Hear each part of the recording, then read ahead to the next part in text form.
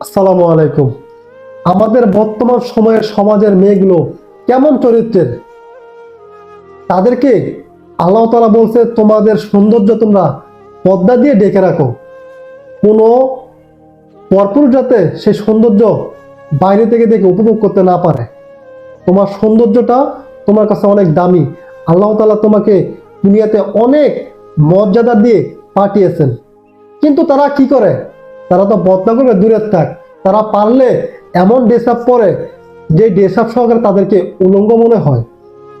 তারা পশ্চিমা style follow করে। বিধর্মীদের মেয়েরা যে সমস্ত স্টাইলের পোশাক পরে তারা সেরকম পোশাক পরার চেষ্টা করে। তারা চিন্তা করে এই ড্রেসটা পরলে 8 থেকে 10টা যুবক ছেলে আমার পিছে লাইন দিবে আমার সাথে প্রেম করার জন্য, রিলেশন করার জন্য। এই পোশাকটা পরলে হয়তো আমাকে আরো বেশি স্মার্ট লাগবে। তারা নিজেরও জানে না তার এই পোশাকের কারণে, তার এই বেপর্দা চলার কারণে সে তো নিজে যার নামে যাচ্ছে, সে আরো কতগুলো যুবক ছেলের জীবন ধ্বংস করে দিয়ে তাদেরকে খারাপ পথে ঠেলে দিচ্ছে। এর জন্য দায়ী কারা?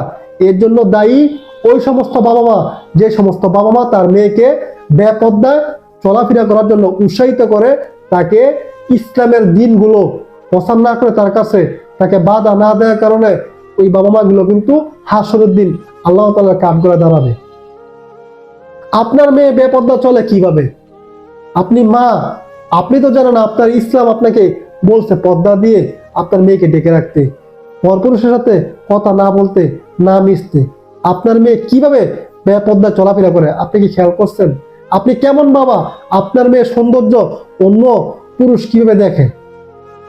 তার সৌন্দর্য দেখার একমাত্র অধিকার তার হালাল স্বামী। তার বিয়ের পরে তার সৌন্দর্য তার স্বামী সেটা দেখবে। বিয়ের আগে মেয়েরা কি করে? প্রেম করে, প্রেম বাংলায় বলতেছি, প্রেম করে, রিলেশন করে, গিয়ে পার্কে রেস্টুরেন্টে গিয়ে তার ইজ্জত বিলিয়ে দিয়ে আসে। তার যেটা আল্লাহ তাআলা এত মর্যাদা দিয়ে তাকে পাঠাইছে সে সেটা রাখতে পারতেছে না। সে যৌবনের ঠেলায় সে কি করতেছে? তার যৌবন আগেই দিয়ে দিচ্ছে বিয়ের আগে। তার স্বামীকে সে বঞ্চিত করতেছে। এটার জন্য তার কঠিন থেকে কঠিনতম শাস্তি, ভয়ঙ্কর আযাব তার জন্য অপেক্ষা করতে, তার শুধু মৃত্যুর বাকিটা রয়েছে। মৃত্যু থেকে শুরু করে কবরে যাওয়া পর্যন্ত সে শুধু খালি মৃত্যুর পরে টের পাবে। তার এই বেপর্দা চলার কারণে সে কত বড় পাপ করছে সেটা মৃত্যুর পরে সে হারে হারে টের পাবে।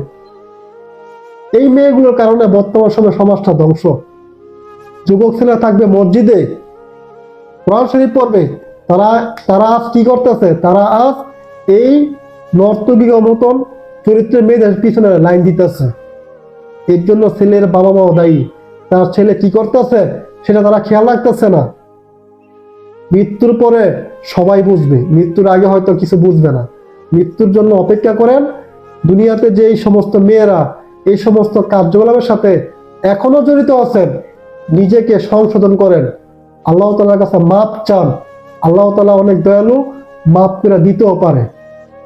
যেই পাপ করছেন আল্লাহ তাআলা যদি একটা পাপের হিসাব ধরে জীবনটা শেষ, তামা তামা হয়ে যাবে।